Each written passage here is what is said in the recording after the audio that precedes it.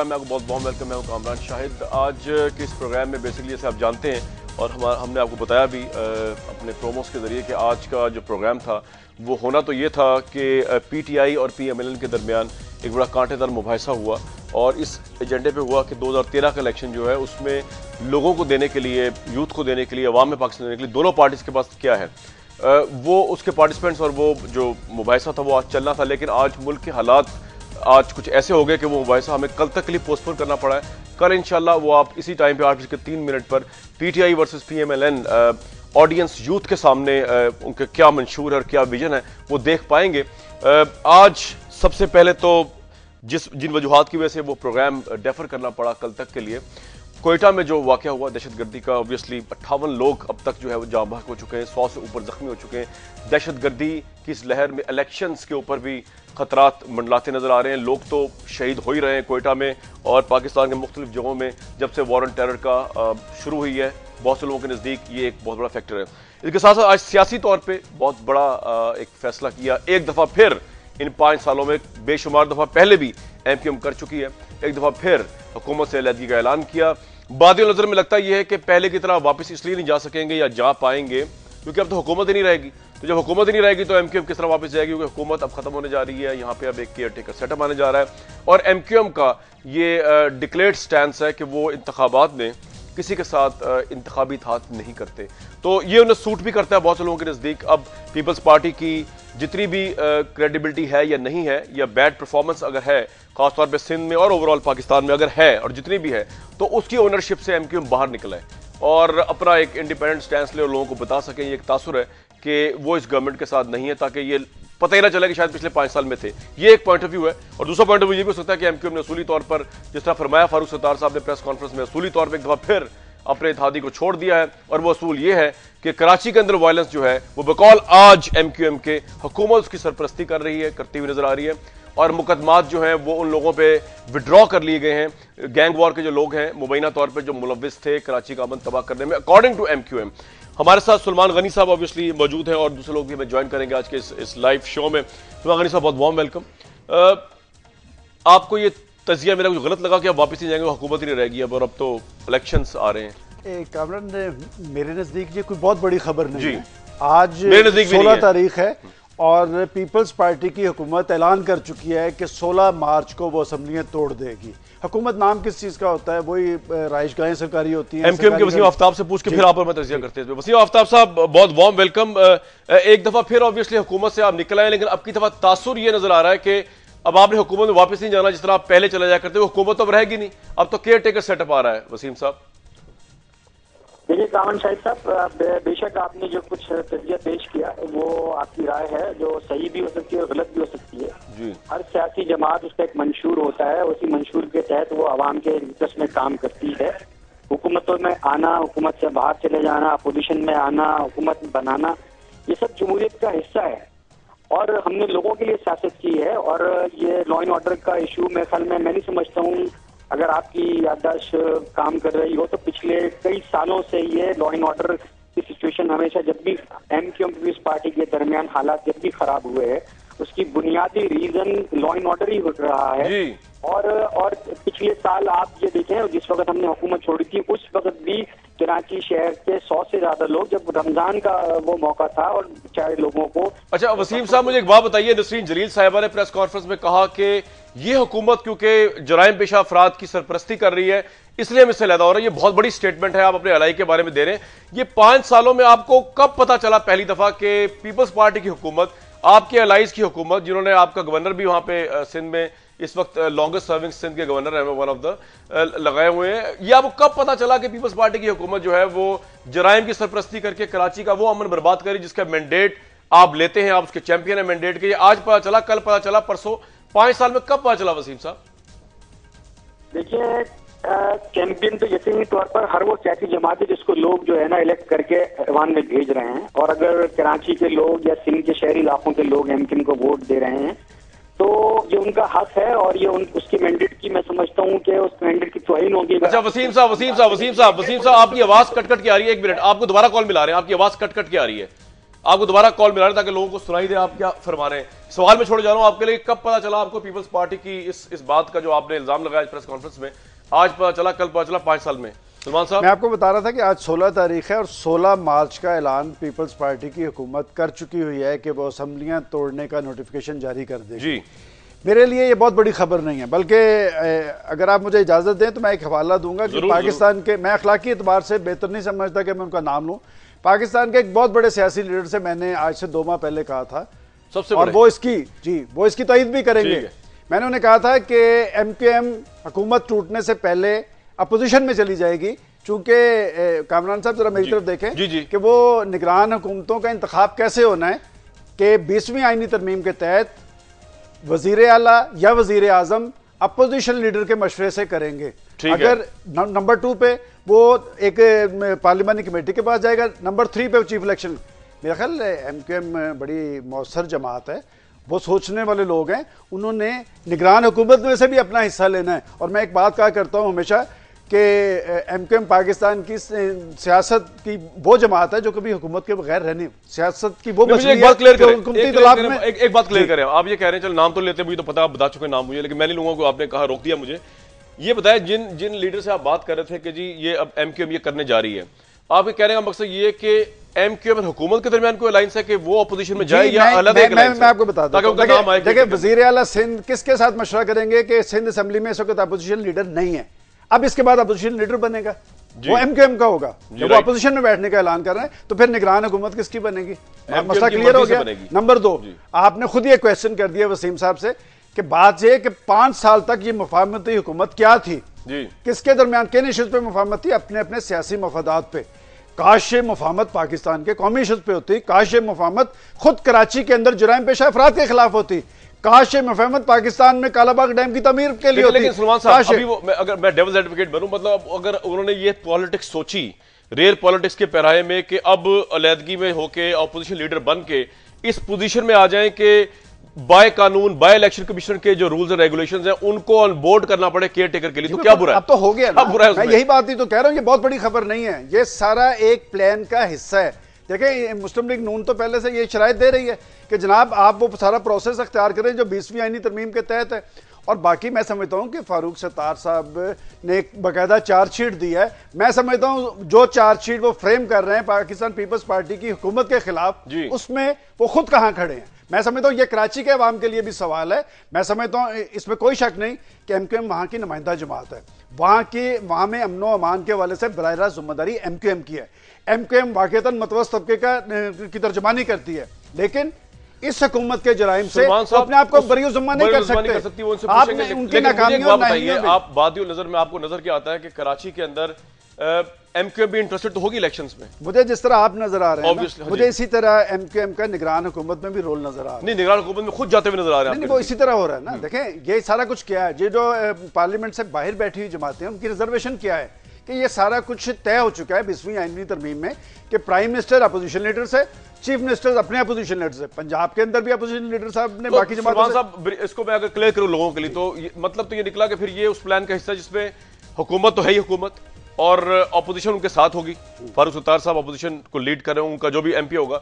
और इसका मतलब ये है, वसीम आफ्ताब साहब उनसे पूछे थे, उसका मतलब उन्होंने कहा कि हम मुशावरत करने से, उन्होंने कहा ना मुशावरत जारी रखेंगे। आफ्ताब साहब, आपको मेरी आवाज क्लियर आ रही है?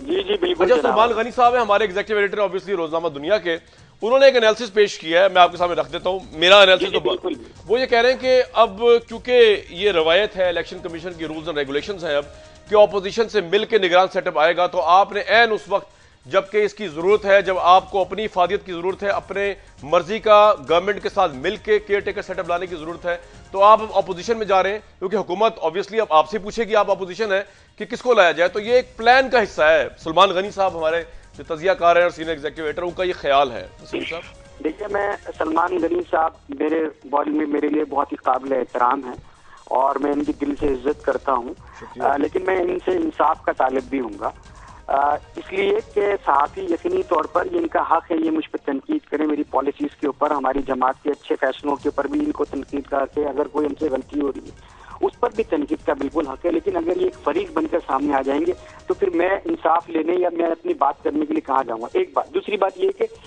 देखिए एमक्यूएम ने पाकिस्तान की तो सियासत की है, मतलब अगर आप ये कहेंगे कि एमक्यूएम पाकिस्तान के लिए सियासत करती है तो भाई आप ये बता दीजिए क्या एमक्यूएम ने कालाबाग डैम के ऊपर, आप आज से नहीं, उसकी शुरू से पॉलिसी रही है कि पाकिस्तान के तमाम मेगा प्रोजेक्ट पाकिस्तान की लोगों की मशावरत से बनने चाहिए। पाकिस्तान के हवाले से कोई एक ऐसी बात जिसमें एमक्यूएम ने पाकिस्तानी कौम के साथ अपनी यकजहती का मुजाहरा ना किया, तो ये थोड़ा सा मोहताज गुफ्तगू करने की जरूरत है। वसीम साहब आज का सवाल वसीम साहब, आप तारीख में चले गए जी।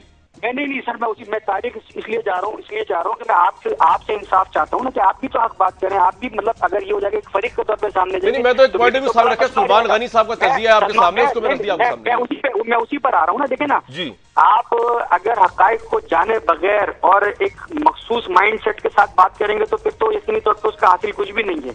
आज एमक्यूएम ने, अगर आप ये बिल्कुल कह सकते हैं कि भाई ठीक है, अगर एमक्यूएम सियासत कर रही है तो उसका एक मुतमे नजर होगा, उसका कुछ मंशूर होगा, वो कुछ किसी चीज को, लोगों के मफादात की बात हो रही है ना। और मैं आपसे पूछता हूँ कि पाकिस्तान की कौन सी सियासी जमात ऐसी है जो इंतखाब इस बुनियाद पे लड़ती है कि वो जीत कर अपोजिशन। अच्छा, मेरी अर्ज सुन लें वसीम साहब, आपने बड़ा वैलिड पॉइंट उठाया, मेरी अर्ज सुन लें। क्वेश्चन छोटा सा कर लूं अगर आप वसीम साहब मेरी एक अर्ज सुन लें, आपकी बात जो आपने बात कही मैं उसको सब्सटेंशिएट करते हुए आपसे पूछना चाह रहा हूं कि आप बिल्कुल ठीक फरमा रहे हैं कि कोई पाकिस्तान की ऐसी पार्टी बशमूल आपके नहीं चाहेगी कि अवाम मर रहे हो और आप हुकूमत में हो, लेकिन ये 5 साल से अवाम मर रहे थे कराची के और आप हुकूमत में थे।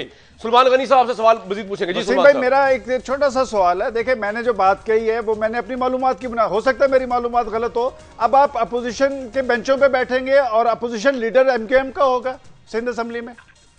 देखिए सलमान गनी भाई, मैं आपको एक बात बताऊं, जब आप सिंध की बात कर रहे हो तो देखिए सिंध की डायनेमिक्स को अगर आप सामने नहीं रखेंगे, आप यकीनी तौर पर बिल्कुल सही कह रहे हैं कि ये हमने पहले क्यों नहीं देखा, हमने बीच में भी एक दफा गवर्नमेंट छोड़ी थी, लेकिन जब आप सिंध के हालात को देखें, यहाँ की रूरल अर्बन डिवाइड को देखें, यहाँ पर जो सिनेरियो एकदम बिल्ड हो जाता है। मेरा क्वेश्चन बड़ा मुख्तसर सा था, मेरा क्वेश्चन मुख्तसर है। आप चूंकि सिंध की और कराची की सियासत की बात कर रहे हैं, देखें मैंने सिर्फ मेरा ये क्वेश्चन है कि अब आप अपोजिशन के बेंचों में बैठेंगे और अपोजिशन लीडर एमक्यूएम का होगा।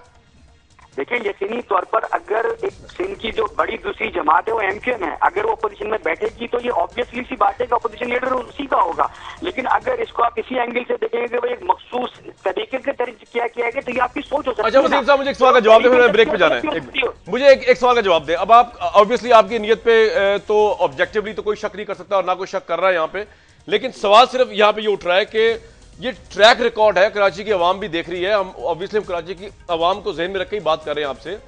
5 साल में आपने इतनी दफा ही टारगेट किलिंग हुई, इतनी दफा ये इल्जाम है हुकूमत वक्त के ऊपर कि उन्होंने जो है वो मुजरिमों की पुष्टपनाही की है, लेकिन आप हुकूमत में रहे तो अब आपकी टाइमिंग जो है उससे तकवीत मिल रही है सुलेमान गनी साहब के एनालिसिस को कि आप अपोजिशन लीडर बन के केयर टेकर सेट अपनी मर्जी का लाना चाहते हैं। ये इसलिए तजिया किया जा रहा है, ये आप उससे अग्री नहीं करते तो चलें ठीक है, नहीं करते आप एग्री, ये आपका हक है। मैं जवाब दूं? जी दें जवाब दें। देखिए मैंने कहा ना कि सलमान गनी साहब की राय है जो बिल्कुल मैं उसको कदर की निगाह से देखता हूँ, लेकिन अगर सलमान गनी साहब की पॉलिसी एमक्यूएम बनाएंगे तो फिर तो डेफिनेटली ये थोड़ी सी मुश्किल हो जाएगी ना एमक्यूएम के कारकुनान के लिए। एमक्यूएम एक जमात है, वो अपने हिसाब से शहर के हालात को देखते हुए, मैं आपसे सवाल करता हूँ कि देखे ना इस शहर को जिन लोगों ने कत्लेआम बर्पा किया हुआ है, कितने प्रोग्राम आपने किए होंगे उन अनासर के खिलाफ? 1-2 किए होंगे ना आप? मैंने काफी किए हैं। देखिए आपने, मैं यही कह रहा हूँ यकीनी तौर पर किए होंगे। देखिए ना कराची के लोगों को पता है कि उनके साथ क्या हो रहा है, यहाँ पर अगवा बराए तावान में कौन लोग मुलव्विस है, यहाँ पर कत्ल कौन कर रहा है, यहाँ पर जो दीगर इंतजाम पसंदी होती है। भाई एक क्वेश्चन मेरा और है कि अब आपके कराची में हुकूमत से निकल जाने के बाद कराची की सूरत-ए-हाल में बेहतरी आएगी या कराची की सूरत-ए-हाल में बेहतरी आएगी आपके हुकूमत से निकल जाने के बाद? कराची के हालात को आप किस तरह देख रहे हैं? मतलब ये गारंटी तो ऑब्वियसली नहीं दे सकते सलमान साहब, जो बात है गारंटी कोई नहीं दे सकता जी।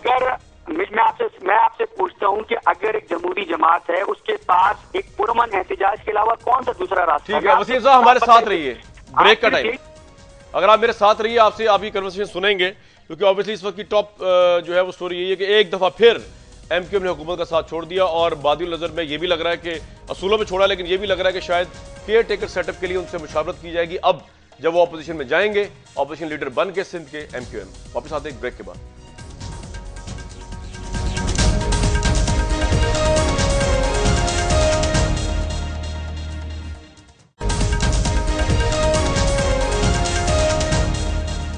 प्रोग्राम में आपका फिर बहुत वार्म वेलकम। एक बार फिर बता दूं कि आज जो मुबाहिसा एक डिबेट थी PMLN और PTI की, वो कल होगी ऑडियंस बेस। हम कल दिखाएंगे आज के हालात की वजह से।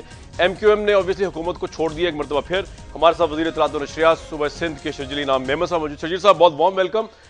कैसा फील हो रहा है आपको कि 5 साल आपकी हुकूमत के साथ रहे और आपने उनकी वजह से इतना बड़ा स्टैंड लिया, सिंध को भी नाराज किया मुबैना तौर पर बल्दियाती निज़ाम कराची के लिए एक्सेप्ट करके, और आज जो है वो प्रेस कॉन्फ्रेंस में बता रहे हैं फारूक सत्तार, नसरीन जलील साहिबा के आपकी हुकूमत क्योंकि जुराइम पेशा अफराद की पुष्टपनाही करती है, कराची का अमन गारत कर दिया है, इसलिए आपके जुराइम में वो मजीद शरीक नहीं हो सकते, ये उन्होंने कहा है।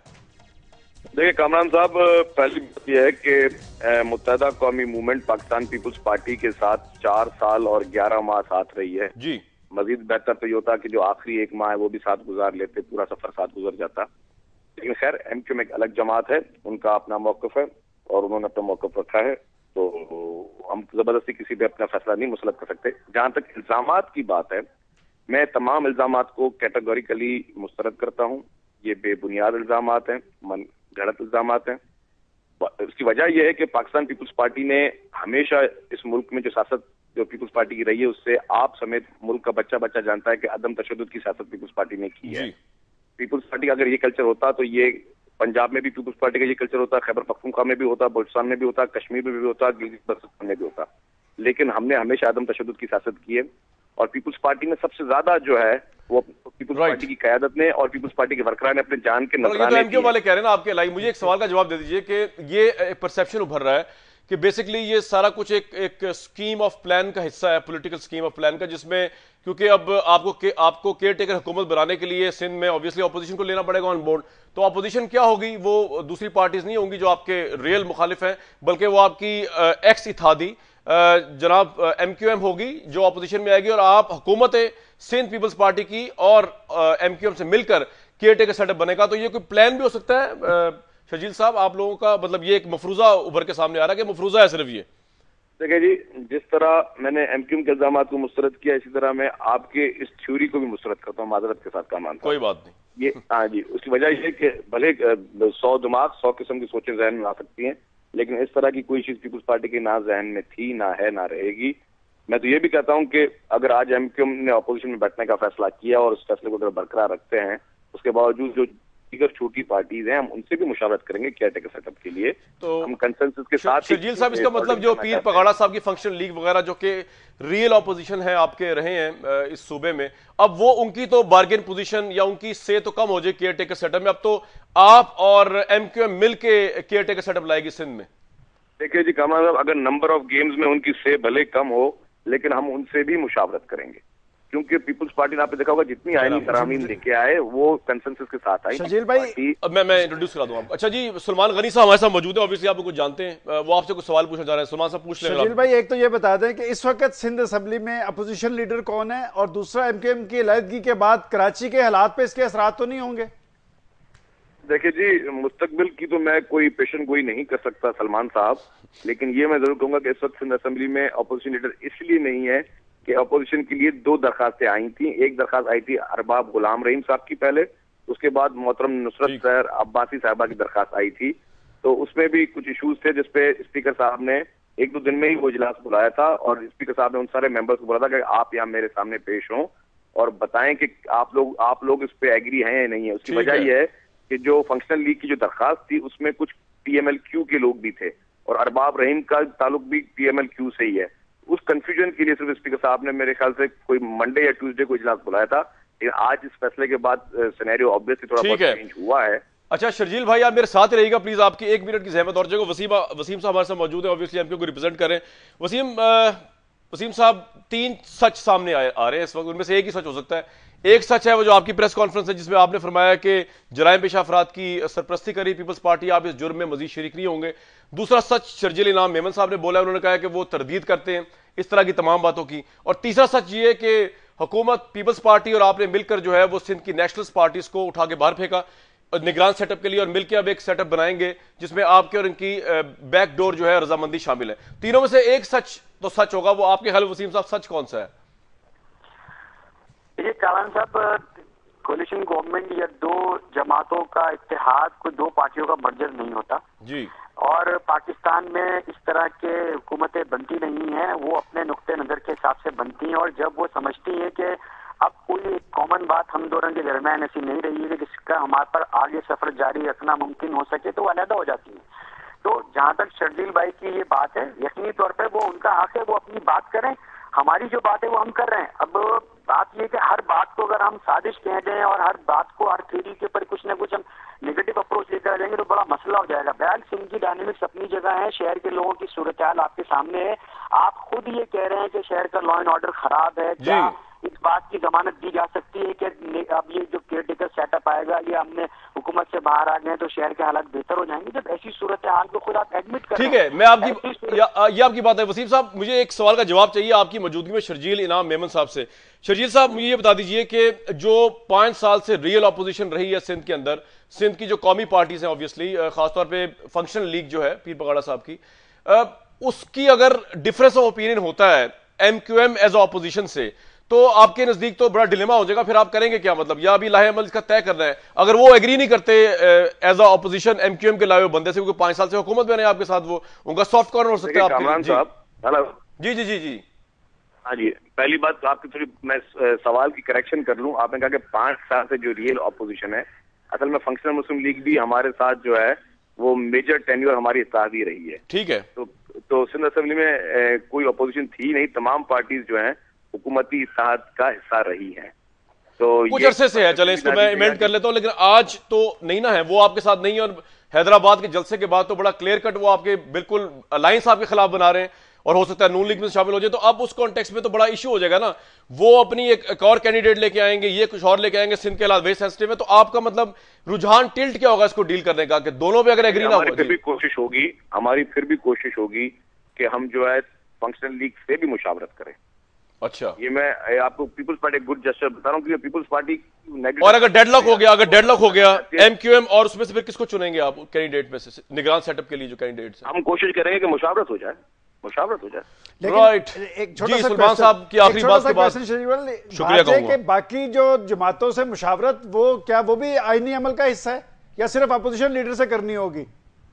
देखिए, आईनी तौर पे तो सिर्फ अपोजिशन लीडर से करनी है, लेकिन इखलाकी तौर पे अगर हम दीगर पार्टियों से भी करें, लेकिन वो बाइंडिंग नहीं होगी। अच्छा, मैं वसीम साहब से एक सवाल, वसीम साहब अगर आप साथी हैं, वसीम साहब आप किस तरह रिजॉल्व करेंगे इस इशू को? अगर आपके सेटअप जो आप देंगे नाम, उससे जो दूसरी ऑपोजिशन है वो उससे बिल्कुल डिफरेंट हो, तो फिर डेडलॉक ही होगा ना, क्योंकि ऑपोजिशन तो आप है।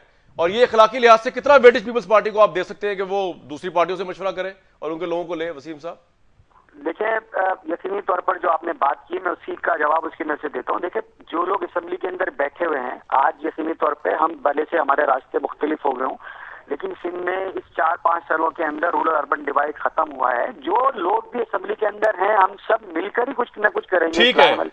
जो लोग असेंबली में नहीं है, लेकिन जो लोग असेंबली में नहीं, अगर आप वो ये कहें वो 500 लोग भी अगर ये सोचेंगे कि भाई वो करेंगे, तो ये आप फिर रियल अपोजिशन की तो बात ठीक है। आप मेरे साथ रहिए। आपने बड़ी इंपॉर्टेंट है, जिनके पास मैंडेट है, ये उनका राइट है, चाहे वो 1 हो या 10 हो, हम ठीक है मिलकर उनको साथ लेकर। वसीम साहब, आपका पॉइंट वैलिड है, मेरे साथ रहिए। इम्तियाज साहब हमारे साथ मौजूद है, ऑब्वियसली पीर पगाड़ा लीग को, वो फंक्शनल लीग को रिप्रेजेंट करें। इम्तियाज साहब, ये मूव जो है MQM की, आपके ख्याल में बड़ी असूली मूव है? क्योंकि उन्होंने कहा कि अब हम जराइम पेशा अफराद की सरपरस्ती करने वाली पीपल्स पार्टी हुकूमत का साथ नहीं दे सकते। इस पर कोई एतराज तो नहीं ना आपको? देखिए जी, एतराज तो हम क्यों करेंगे, हर किसी का इजाफी फैसला है पार्टी का। लेकिन ये चीज मैं आपको बता दूं, ये 14 दिसंबर के तारीखी जलसे आम में पीर साहब पगाड़ा ने ये खबर ब्रेक की थी, और उस पर तो मजीद अभी क्या कमेंट करें, वो चीज तो हम पहले ही बता चुके थे, और हमारे लिए कोई ये बायस हैरत बात नहीं है कि ये फैसला हुआ। साहब, लेकिन अब ऑपोजिशन होगी MQM, तो आपका मशवरा तो कहीं स्टैंड ही नहीं करता निगरान सेटअप के लिए। अब तो जो ऑपोजिशन करेगा जी, हम उसमें अपोजिशन में बैठे हैं और हमारे वहाँ मेंबर हैं, और तौर पे नहीं, आप क्या करेंगे? मतलब आप सिंध को बंद कर देंगे क्योंकि आईनी लिहाज से आपसे मशवरा बाइंडिंग हल निकालेंगे और कानूनी इसकी इम्तियाज साहब, मेरा एक मुख्तसर आखिरी सवाल है, अगर नहीं मानेंगे तो आप क्या करेंगे? धरने देंगे, सिंध बंद कर देंगे? क्योंकि आईनी तौर पे तो गवर्नमेंट बाउंड ही नहीं है आपसे मशवरा लेने की, वो तो अपोजिशन लीडर यानी MQM से मांगेंगे मशवरा निगरान सेटअप के लिए। अगर MQM को भी तो मतलब सिंध में ही सब साथ में रहना है, और मतलब इस तरह की जाति वाली मुकाम वाली गवर्नमेंट तो नहीं हो सकती ना, फिर उस इलेक्शन कमीशन और इलेक्शन की क्या क्रेडिबिलिटी रह जाएगी जब किसी का मशवरा नहीं सुना जाएगा। और इस तरह अगर हो तो फिर इलेक्शन कराने फजूल है, फिर तो वो इलेक्शन। बहुत शुक्रिया इम्तियाज साहब, वो इलेक्शन, बहुत शुक्रिया वसीम साहब, बहुत शुक्रिया शर्जील इनाम मेमन साहब। एक तो ये कराची की सूरत हाल ऑब्वियसली हमने डिस्कस की, और आप एक मुख्तसर सवाल है, फिर मैंने जाना क्वेटा पे प्रोग्राम खत्म करने से पहले।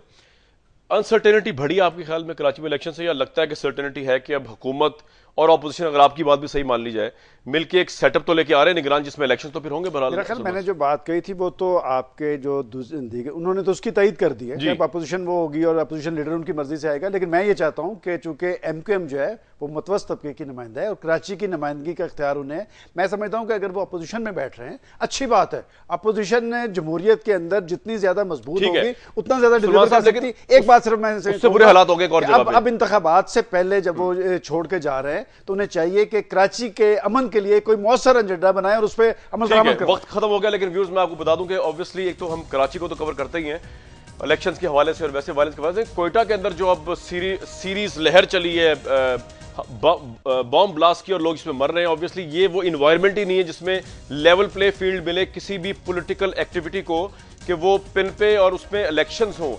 बलूचिस्तान हम ऑलरेडी जानते हैं कॉम्प्लिकेटेड इशू है, उसके बाद ये टेररिज्म, और अगर ये खुदा न खास्ता कंटिन्यू करता है तो इलेक्शन डे वाले दिन बलूचिस्तान में निकलेगा कौन बाहर, कोयटा वगैरह में दूसरे शहरों में वोट डालने के लिए?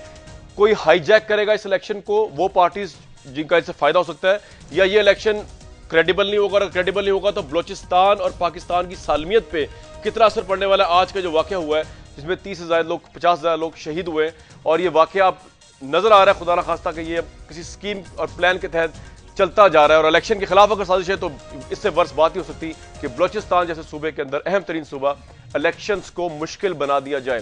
व्यूअर्स, आज का ये प्रोग्राम था, एक दो फिर आपको दोहरा दूंगा। आज हमारा प्रोग्राम होना था पाकिस्तान तहरीक इंसाफ और पाकिस्तान मुस्लिम लीग नून के माबैन एक अहम मुबाहिसा, जिनमें उनके थिंक टैंक जो है उन्होंने अपना विजन पेश किया है यूथ के सामने, ऑडियंस के सामने और पाकिस्तान और दुनिया की लाखों अवाम के सामने। वो आपने आज देखा था, आज के हालात गैर मामूली थे, इसलिए उसको पोस्टपोन कर दिया। इंशाल्लाह कल 8:03 पे वही मुबाहिसा आप देख पाएंगे। मुझे कल तक के लिए इस प्रोग्राम के प्लेटफॉर्म से इजाजत दीजिए।